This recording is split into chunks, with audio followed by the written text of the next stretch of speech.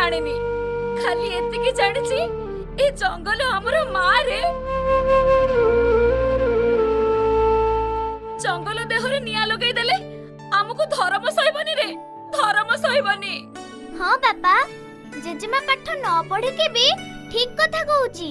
काली आम स्कूल रे आम सार मध्ये ए कथा कहूतिले आम गाँ रे एते जंगल अछि बोली आम पई केबे अम्लजान अभाव हेनी आउ आम पाखरे प्रचुर अम्लजान अछि बोली कोरोना महामारी आम गाँ को पसि पारिनी। जेहेतु हमर खाद्य पानीय ठु आरंभ करी आमे प्रश्वास नेउथबा अम्लजान मध्ये ए जंगल हमको दोची। जंगल जाली देले आमे खाइबा कोन बंचिबा केमिति। बंद कर तोर से पाठ पढ़ा। ए मां याकु ने की जा सुनो